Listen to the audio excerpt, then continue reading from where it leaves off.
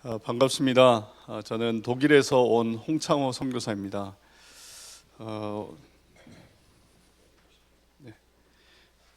유럽을 설명해야 되는데 짧은 시간에 다 설명할 수 없지만 또 하나님께서 깨닫게 하시고 듣게 하시는 게 있으리라 봅니다.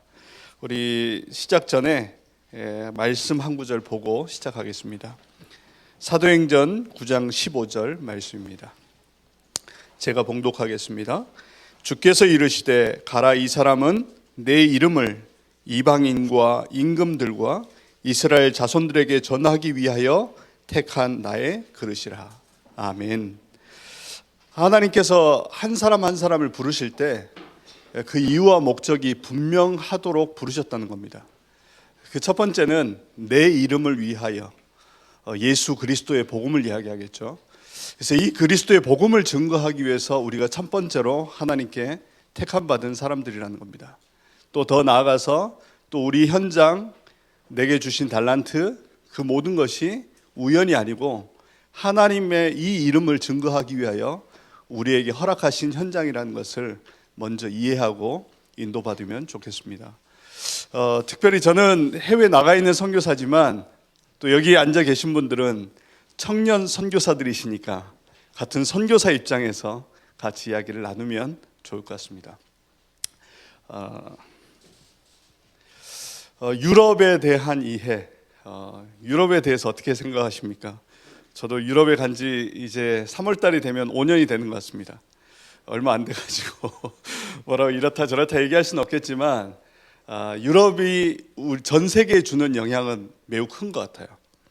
어느 뇌과학자가 실험을 했다고 합니다.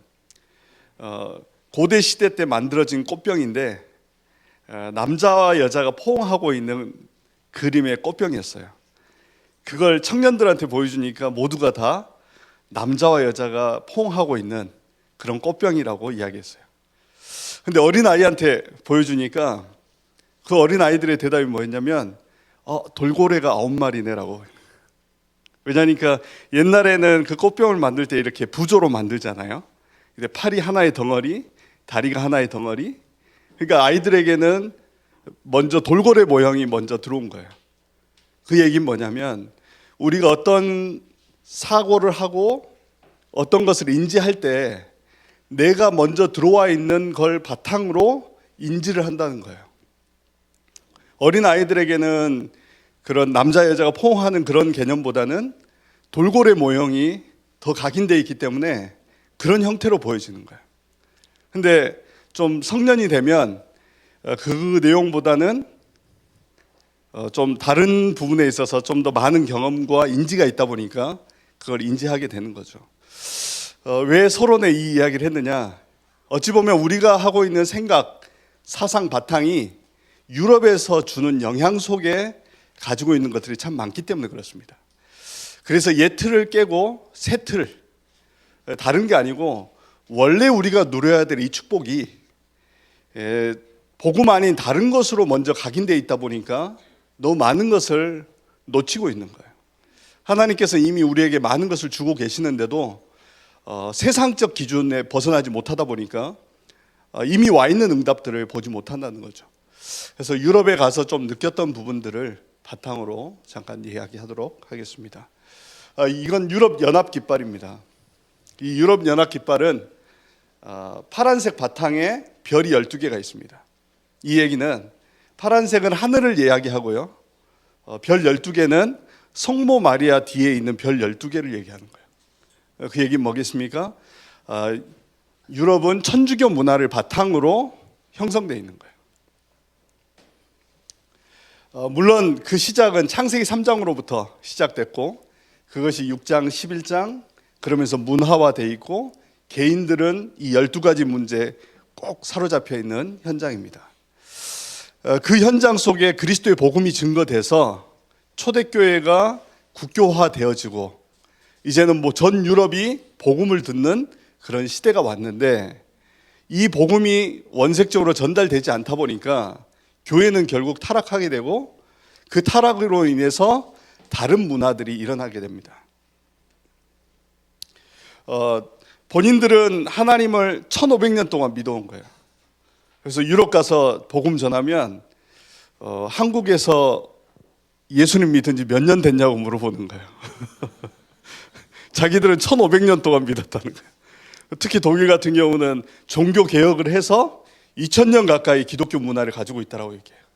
근데 우리는 100년 좀 넘은 역사를 가지고 이야기하는 거예요.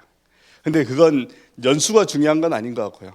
하나님께서 어떻게 우리를 이끌고 계시고 무엇을 원하고 계시는지, 그리고 정확한 복음을 알고 있는지가 중요한 거지, 오래된 기간은 그렇게 큰 의미가 없는 것 같습니다.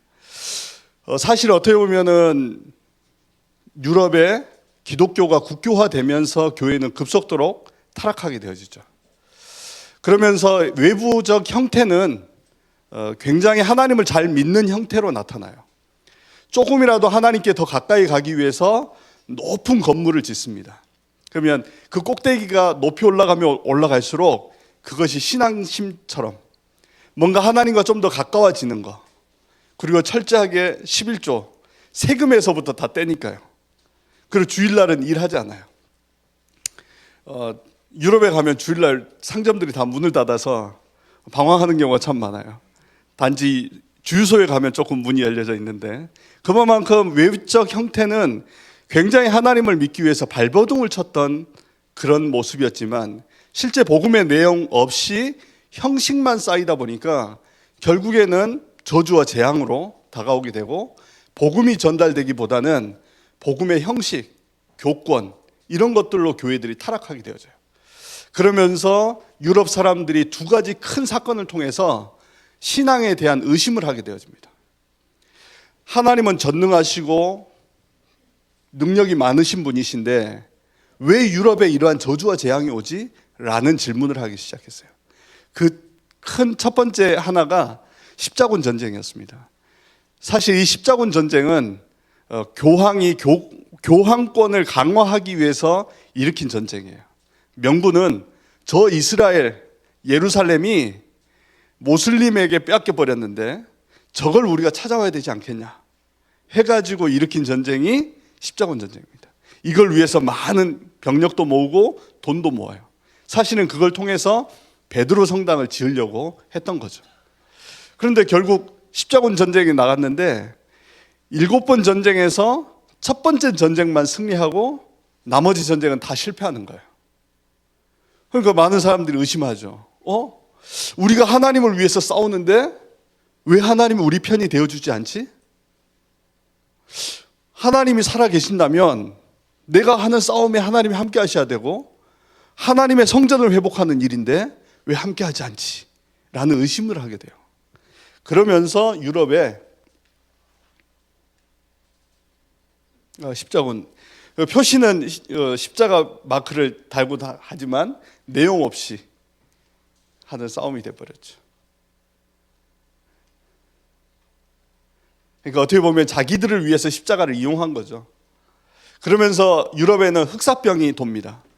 이 흑사병을 통해서 유럽 인구 3분의 1이 없어져 버려요. 매우 심각하죠. 우리가 11조도 철저히 하고 성전을 짓기 위해서 모든 헌신을 하고 주일날도 일하지 않고 쉬고 이렇게 열심히 하나님을 믿는데 왜 우리에게 이 흑사병이 와가지고 이런 저주를 받지? 흑사병에 걸린 사람에게 축복 기도를 해도 낫질 않는 거예요. 거기에서 예배를 해도 낫질 않는 거예요. 그래서 유럽에서 이 큰 두 가지 사건을 통해서 과연 하나님 살아계시냐? 하나님을 부인할 수는 없지만 뭔가 우리와는 좀 멀리 있는 거 아니냐?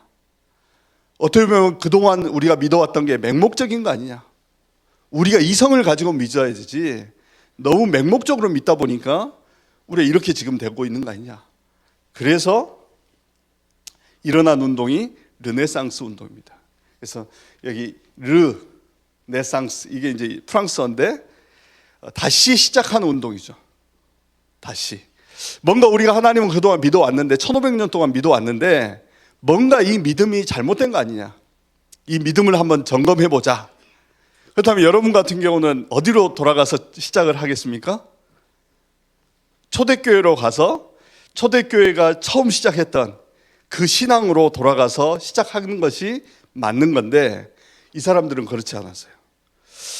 그 사람들은 뭔가 우리가 하나님을 믿는 이것 자체가 잘못된 거 아니냐, 그래서 하나님 믿기 이전으로 돌아가서 그 그리스 로마 문화를 가져와서 다시 시작해보자. 그래서 초대교회부터 르네상스 운동까지를 암흑시대라고 해서 역사가 없었던 시대라고 얘기해버려요. 뭔가 우리가 인간적으로 살아왔던 그것이 단절된, 맹목적으로 살아온 시기라고 이야기를 합니다. 그래서 대표적으로 회복한 게 올림픽이에요. 올림픽. 이 올림픽은 그리스 로마에서 치러졌던 경기입니다.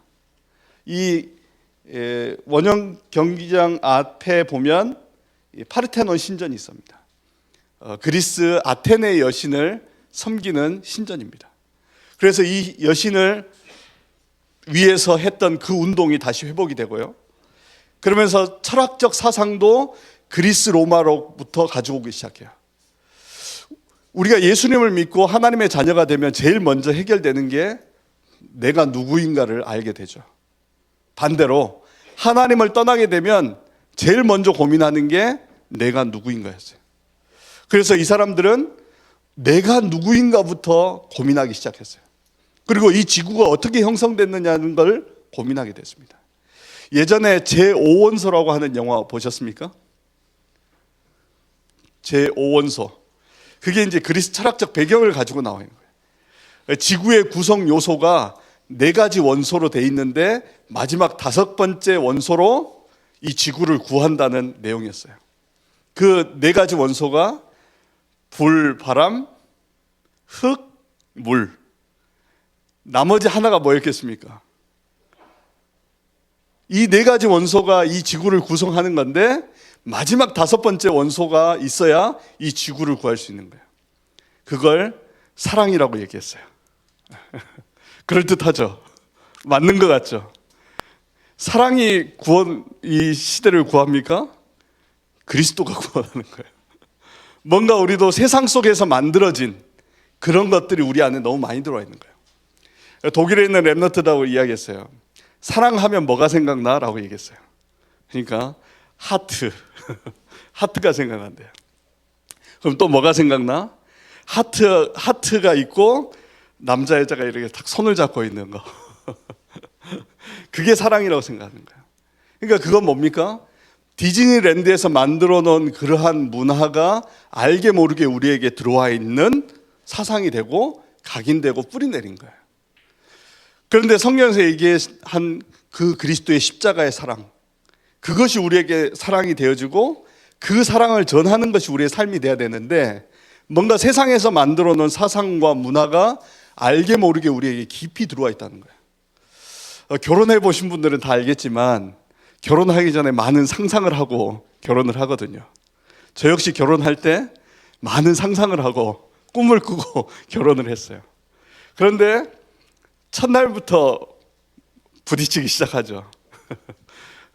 특히 치약 짜는 것 때문에. 저는 이렇게 밑에서부터 짜는데 집사람은 가운데서 짜요. 그래서 밑에서 이렇게 짜는데 왜 가운데서 하냐고.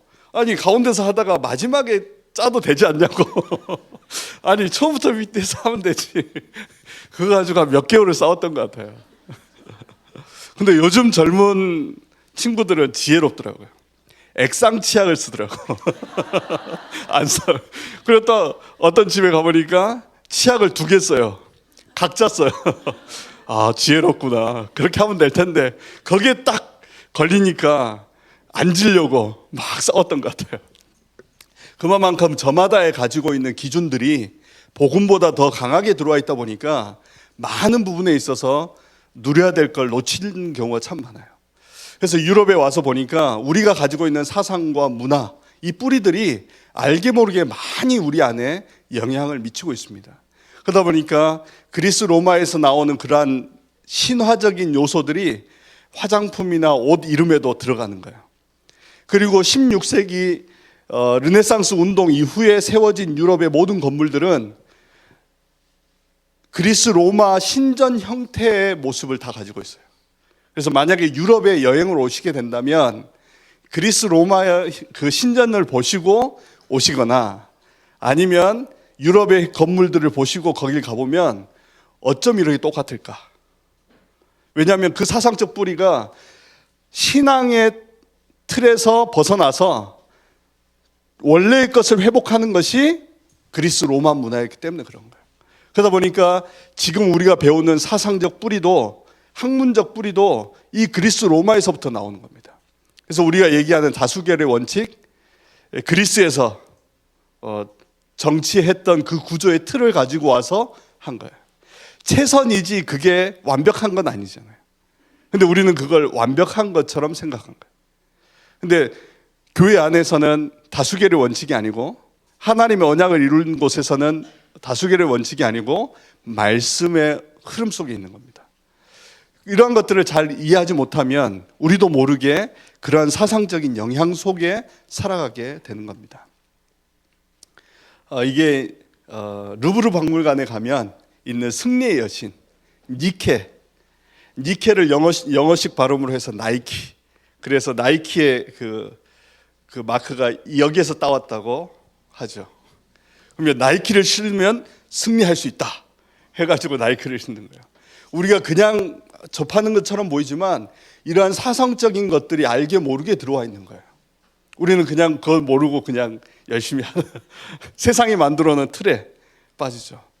한국에 와보니까 스카이캐슬이 엄청 유행을 했더라고요. 그래서 그 작가의 영향을 많이 받았겠다. 그 작가가 공감하는 내용이 많은 사람들과 소통이 됐구나라는 것들을 보게 됩니다. 그냥 우리가 보는 것처럼 보이지만요, 그 사람들이 만들어 놓은 틀 속에 우리가 들어가게 되는 거예요. 뭔가 공감하게 되어지는 거예요. 그래서 우리가 정신 차리지 않으면 세상에 만들어 놓은 틀에 자꾸 속게 되어져요. 그래서 우리가 가지고 있는 복음을 기준으로, 언약을 기준으로 살리는 선교사의 축복 누리시기 바랍니다. 이게 이제 승리의 여신을 해놓고, 그래서 유럽에 가면 승리의 여신이 곳곳마다 있어요. 승리의 여신이 지켜주는 게 아니고 만군의 여호와께서 우리를 지키시는 줄 믿습니다. 그래서 르네상스 운동 이후에 하나님이 없는 지식, 많은 철학, 독일에 가보니까 많은 철학자들이 있었어요.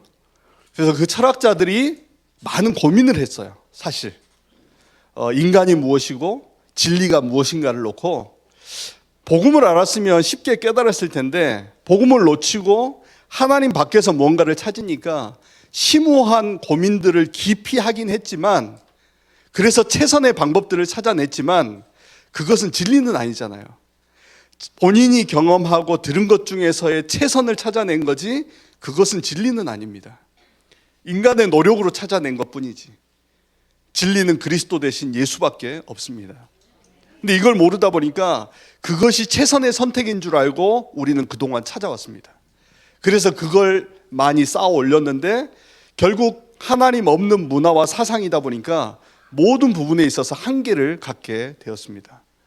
뿐만 아니라 문화 역시 마찬가지로 올림픽 제전에 보면 그 성화가 어디서부터 옵니까? 그리스에 있는 올림푸스 산에 있는 헤라 신전 앞에서 그 불을 체화해와요. 그 불이 올림픽 스타디움에 들어와야 그게 밝혀지면서 제전이 시작되어집니다. 그 사상적 뿌리가 있는 거예요. 그래서 어떤 사람들은 그런 얘기해요. 프로메테우스가, 신화에 나오는 프로메테우스가 신들만이 가지고 있는 이 불을 인간에게 전달해 주면서 그 불을 받은 인간이 그때부터 문화가 발전됐다라고 이야기를 합니다. 그런 의미에서 성화를 가져다 주는 거예요. 그 죄로 인해서 프로메테우스는 절벽에 묶여서 매일같이 독수리가 그 심장을 쫓는 고통을 껴안게 되어집니다. 그런 사상적 배경으로 나온 게 6년 전에 나왔던 노아라고 하는 영화였어요.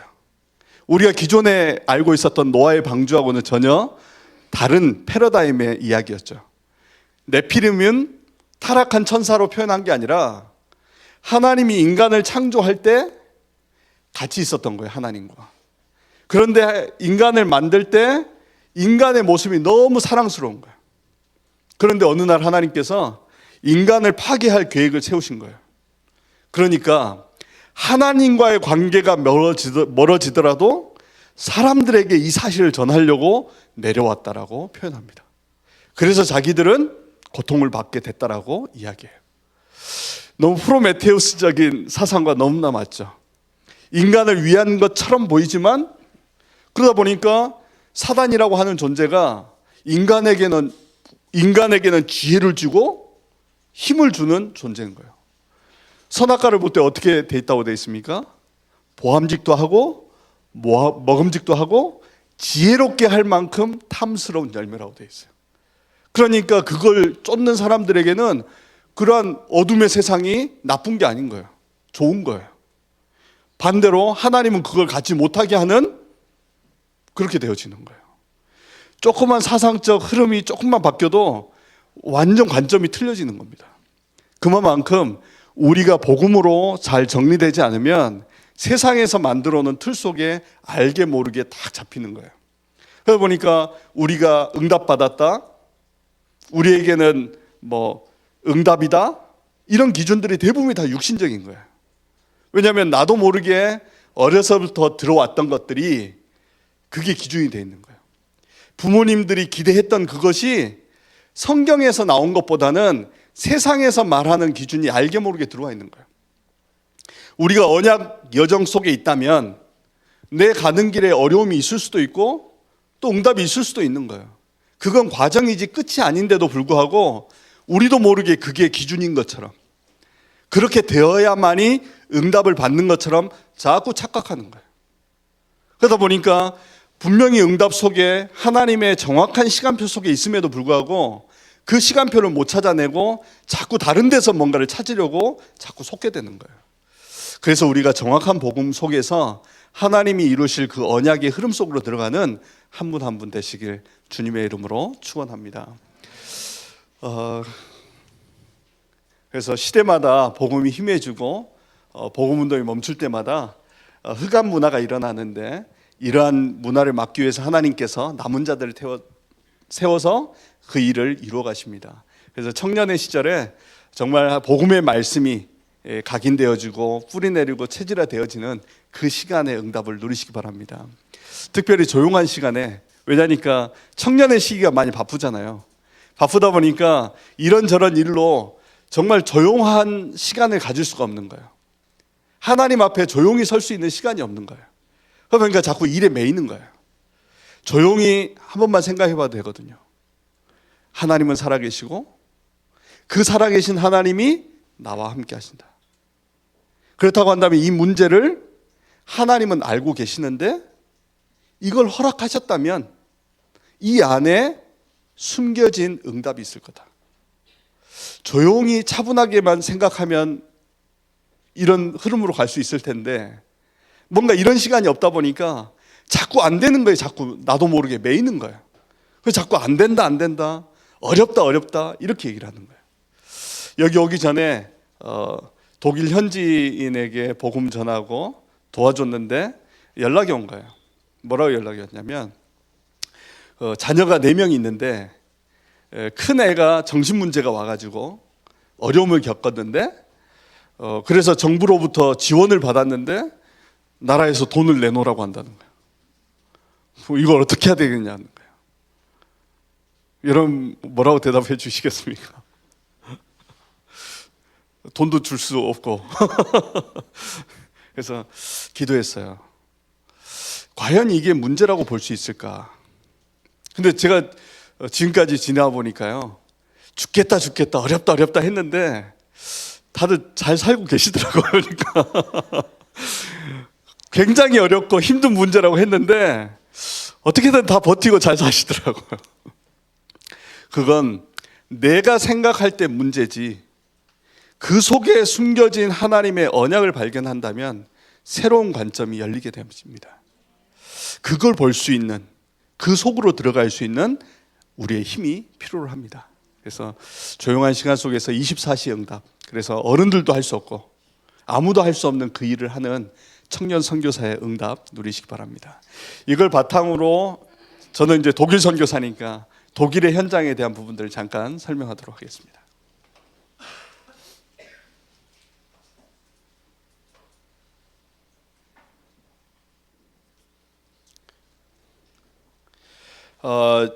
이게 이제 유럽 지도고요.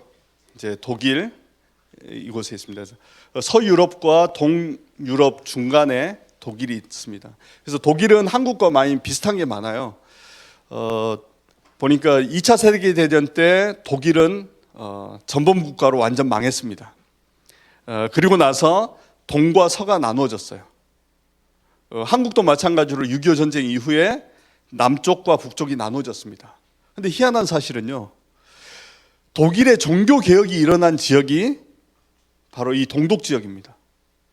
그런데 이 동독 지역이 공산화가 돼요.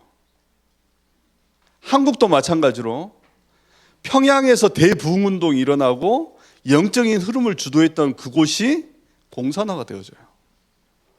그래서 복음에 대한 언약이 제대로 전달이 되어지지 않으면 재앙지대가 된다는 것들을 다시 한번 확인하게 됐습니다. 그런 현장 속에서 독일은 라인강의 기적을 일으킵니다.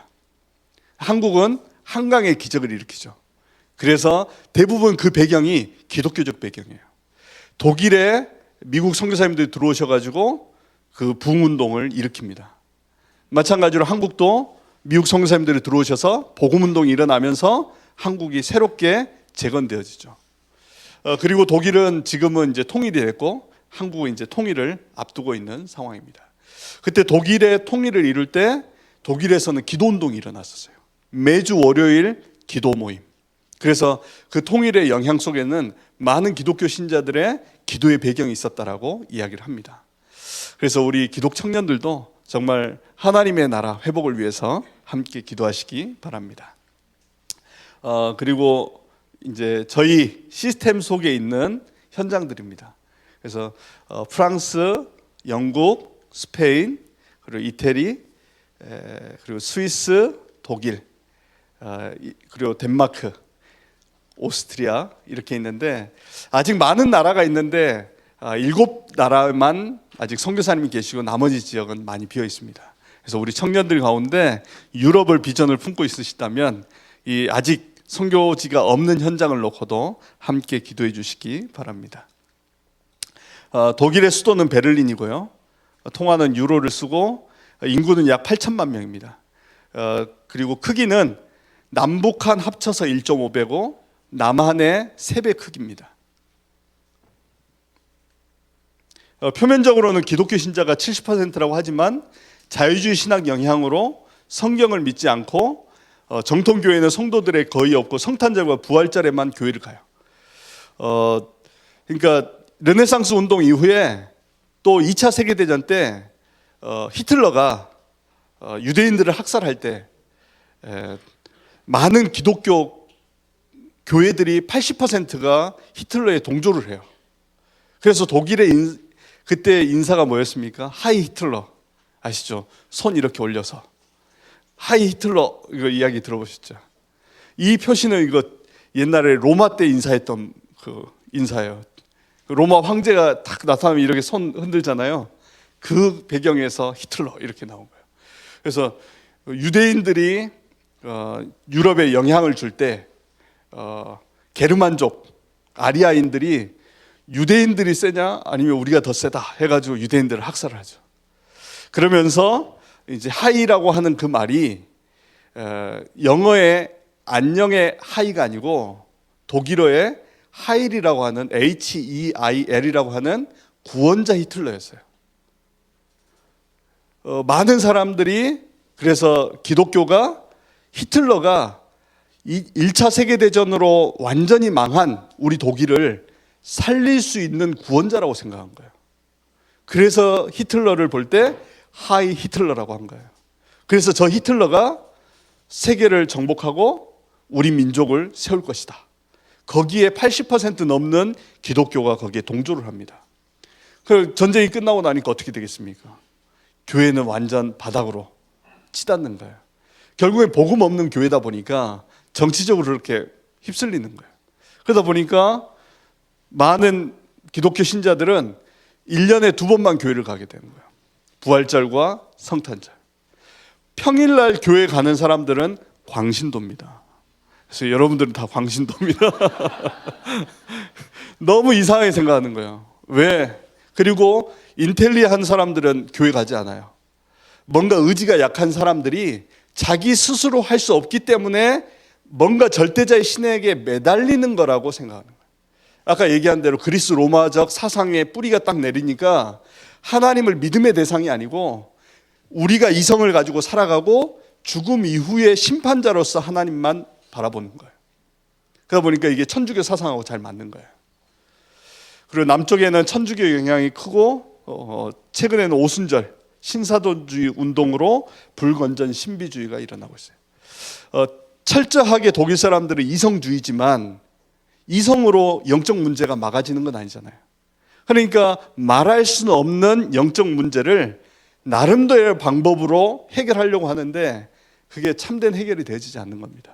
그래서 독일의 현장에 선교가 필요한 겁니다. 저 역시 독일의 선교를 생각하게 된 건 불과 얼마 되지 않습니다.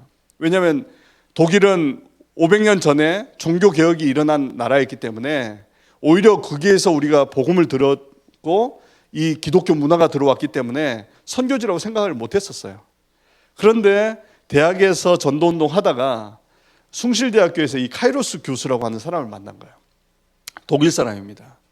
독일 사람인데 이 사람이 독일의 선교가 너무 필요하다는 거예요. 독일의 선교가 너무 필요한데 왜 사람들이 독일로 선교 안 가는지 모르겠다고 얘기했어요. 그래서 그걸 계기가 돼서 이 사람을 따라서 독일을 가게 된 겁니다. 그래서 독일에 가서 만난 이 부부, 등대교회라고 하는 그 찬양 인도자 이 가정을 만나게 돼요. 여기 가보니까 여기는 루터 정통교회가 아니에요. 루터 정통교회는 정부에서 운영하는 교회고 정부에서 월급을 줘요.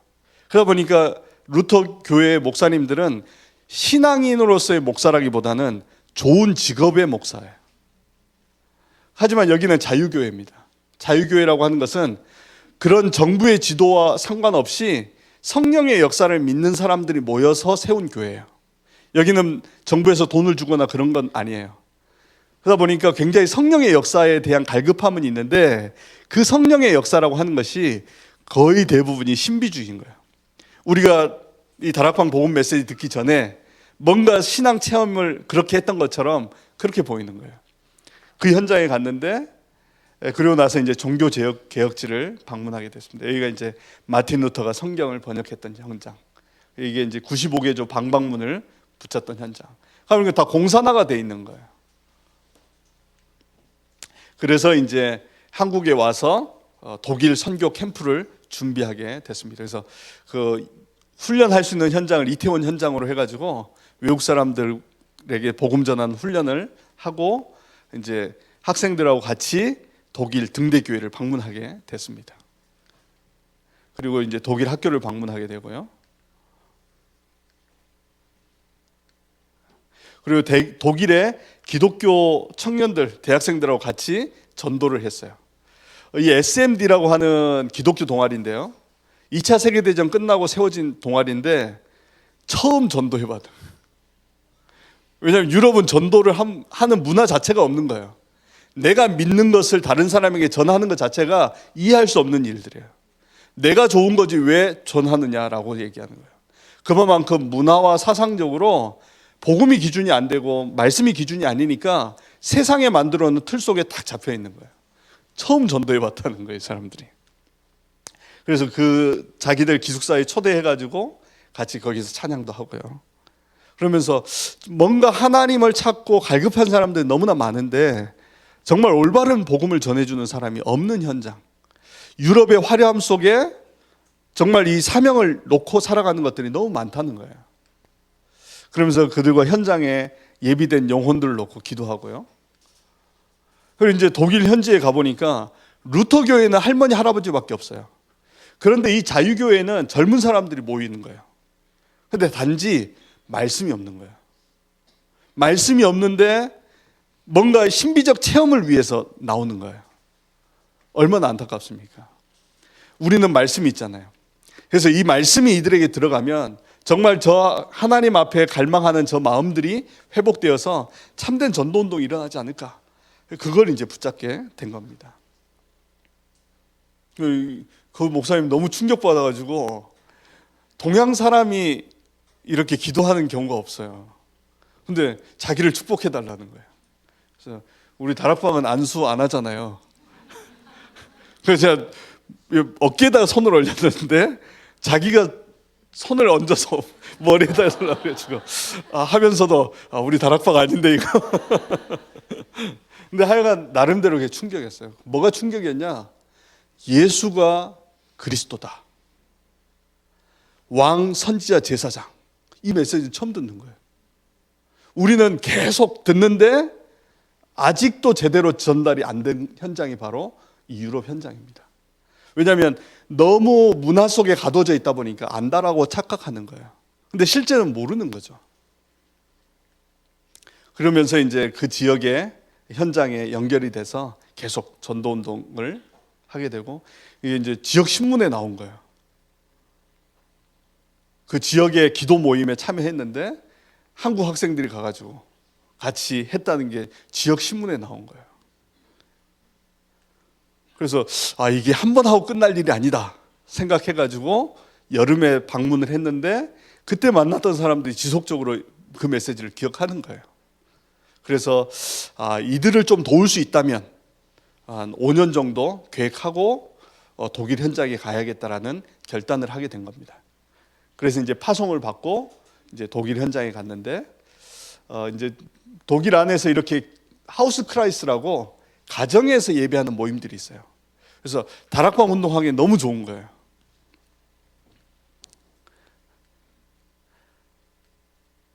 이제 두 번째 방문했을 때도 젊은 사람들이 꽤 많이 모이는 거예요. 근데 이런 교회들이 아주 많지는 않지만 모이는데 젊은이들이 많이 있는 거예요.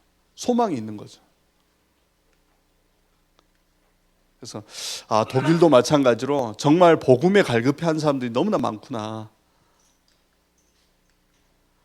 그리고 이제 가보니까 저희 시스템이 있는 거예요. 우연히 원래는 이제 우리 시스템으로 들어가는 건 아니었고 현지인들 쪽으로 들어가려고 했었는데 현지인 문이 갑자기 막힌 거예요. 왜냐하면 여의도 순복음교회 팀들이 우리 캠프팀에 들어와가지고 같이 캠프를 하기로 했었어요. 그런데 우리 그 훈련하는 중에 우리 멤버가 그 팀 몇 명을 데리고 무속 현장을 데리고 간 거예요. 영적 현장을 보여준 거예요. 그러니까 이 여의도 순복음교회 애들이 충격받아가지고 예수가 그리스도라면서 가서 교회에다 얘기한 거예요. 그러면 좋아해야 될 거 아니에요. 근데 그 목사님이 저거 뭐냐 하고 알아본 거야. 다락방이라고 해가지고 같이 가면 안 돼 해가지고 못 갔어요. 근데 그게 막히는 바람에 하나님이 준비해 놓은 현장에 연결이 된 겁니다. 그래서 그 현장에 가보니까 정말 언약 잡고 있는 우리의 멤버들이 있다는 걸 알았어요. 그전에는 저는 그냥 현지인들 사역을만 생각을 했었어요. 근데 하나님이 준비해 놓은 현장이 있다는 것을 보게 되고 거기에서 자라고 있는 랩런트들을 보게 된 거예요. 독일어도 할 수 있고 한국어도 할 수 있고 이들을 조금만 훈련시키면 하나님이 이들을 부르신 이유와 사명들이 회복될 수 있겠다라는 것들을 생각이 된 겁니다. 그래서 여기에서 시작을 해서 그러니까 이전에도 가정에서 시작을 해서 거의 15년 동안 이 언약을 붙잡고 지속해온 교회였어요. 굉장히 귀한 중직자분들이시죠. 근데 2년 전에 교회 건물을 구입하게 되고 이제 여기에서 훈련할 수 있는 RUTC가 세워지게 된 거예요. 그래서 하나님께서 필요로 하니까 하나님께서 그 문을 여셔서 전도할 수 있고 선교할 수 있는 문을 열어주셨습니다. 멋있죠? 근데 너무나 같이 기도해 주실 것은 이제 유럽에 하나 세워졌어요. 하나. 근데 이걸 딱 세우면서 많은 분들의 생각이 바뀌어진 거예요. 유럽에서도 되는구나. 유럽에서 할 수 있구나. 하나님이 하시면 되는구나. 라는 생각의 틀을 바꾸는 전환점이 되어졌습니다.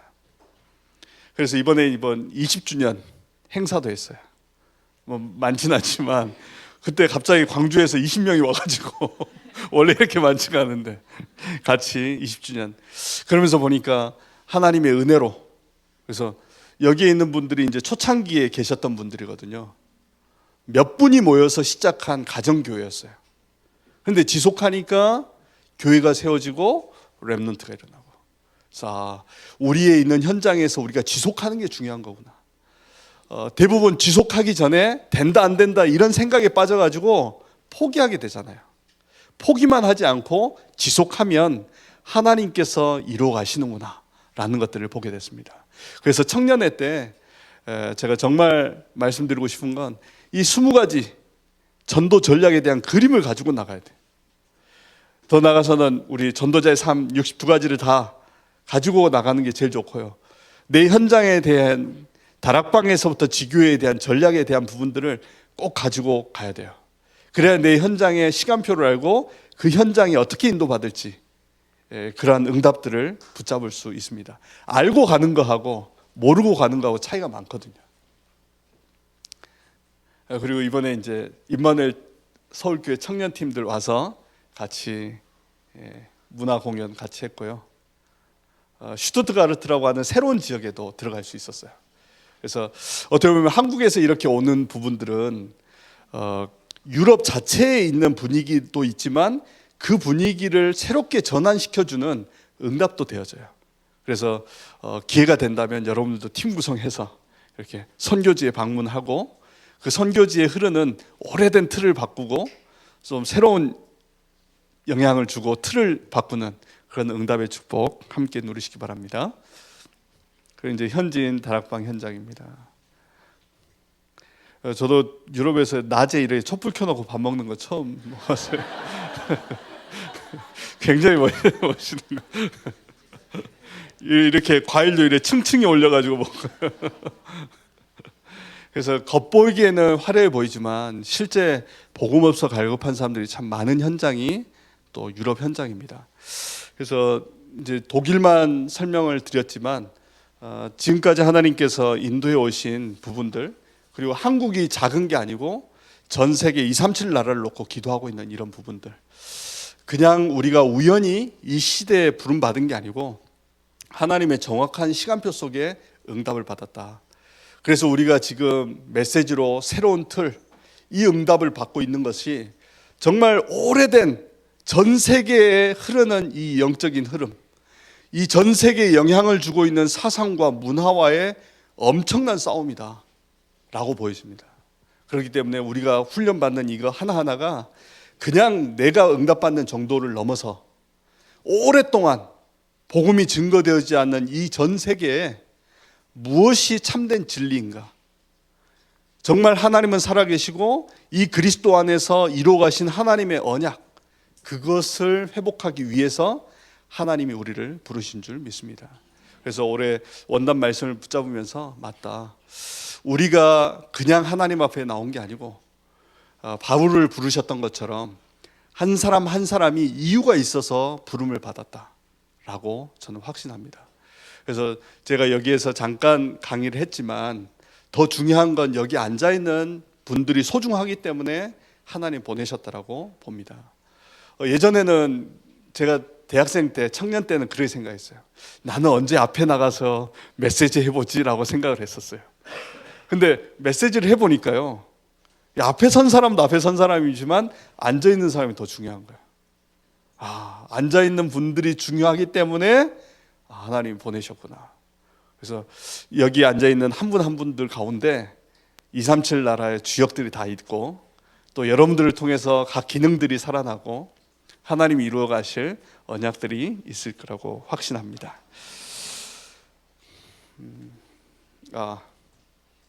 기도 제목입니다. 독일에는 5지역, 이제 첫 번째 RUTC가 있는데 5지역의 RUTC가 세워지길 기도하고 있고요. 여기 이제 16개 주가 있습니다. 그리고 3천 지교회와 3천 제자를 놓고 기도해서 현장의 전도운동 일어날 수 있도록. 그래서 여기 계신 분이 제가 치약으로 싸웠던 분이에요. 그러니까 제가 대학생 때 방황할 때 저한테 복음 전해서 제가 다락방을 하게 됐고 선교사가 되어졌습니다. 그래서 소망을 가지시고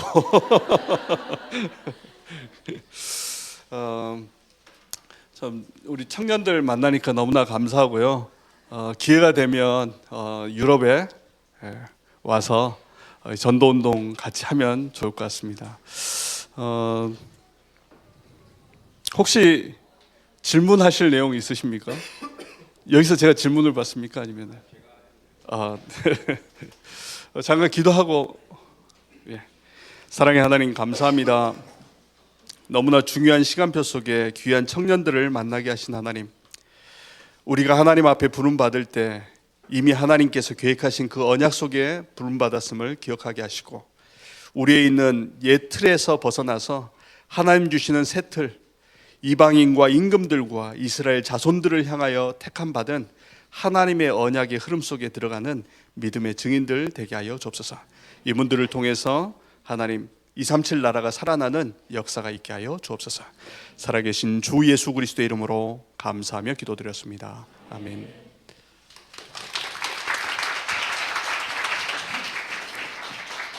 네, 말씀 전해주신 선교사님께 다시 한번 큰 박수 한번 드릴게요. 오늘 선교사님 이렇게 말씀 들으면서 정말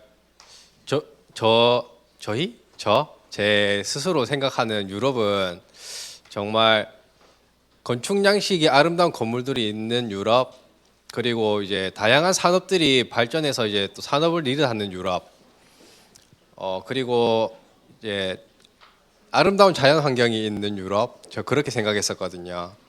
다만 거기서까지만 생각이 멈췄던 것 같고, 이번에 이렇게 선교사님 통해서 이렇게 말씀 들으니까 정말 예전부터 이렇게 이어져 왔던 그러한 문화들이 아직도 이렇게 남아 있구나, 이런 것들을 또 알 수 있는 좋은 시간이었던 것 같습니다.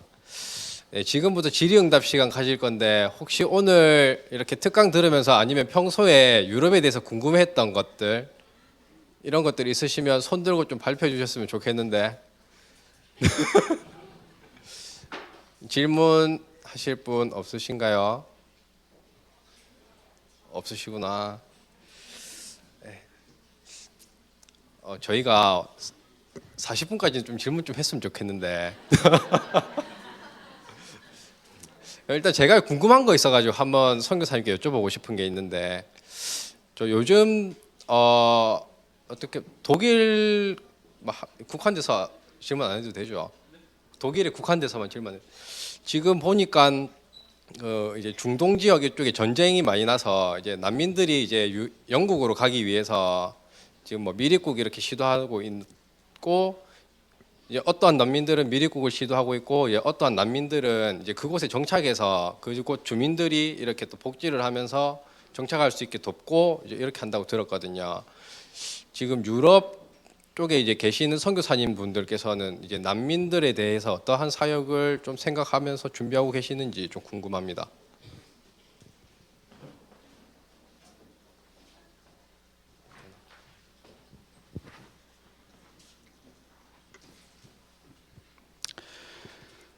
난민, 예를 들면 메르켈 총리가 난민 정책을 특별히 주도하면서 한국이 이민 역사가 70년 가운데 35만 명 독일에 있습니다.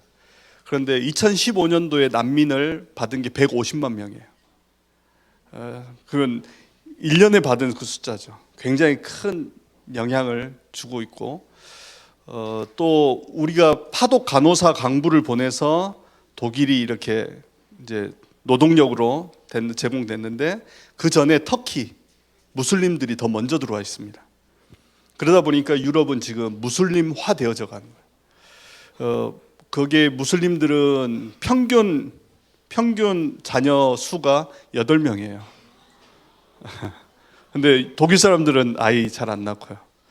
그러다 보니까 지금 향후에 유럽은 무슬림화 되어져 가는 거에 대해서 굉장히 경계하고 있고 좀 심각하게 좀 생각하고 있습니다.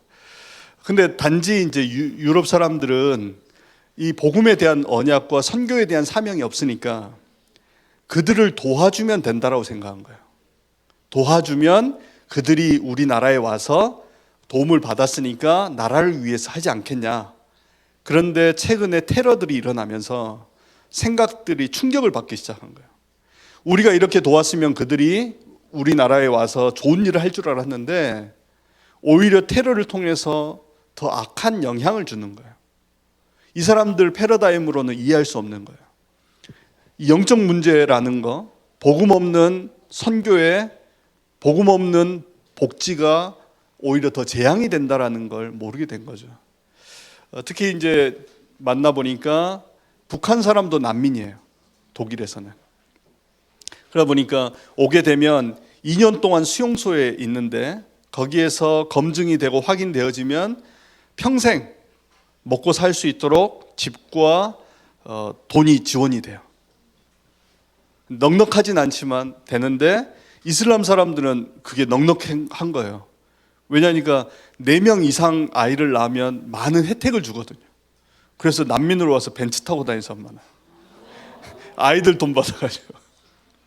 그러다 보니까 지금 무슬림에 대한 부분도 우리가 좀 기도하고 있습니다. 그래서 유럽이 무슬림화되어져. 특별히 보시면 유럽의 축구 선수만 봐도 그래요.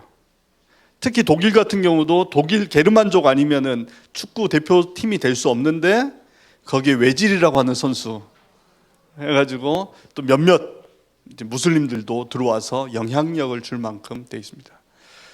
그래서 터키의 대통령이 대통령 선거 유세를 독일에 와서 해요. 재외 국민들을 위해서.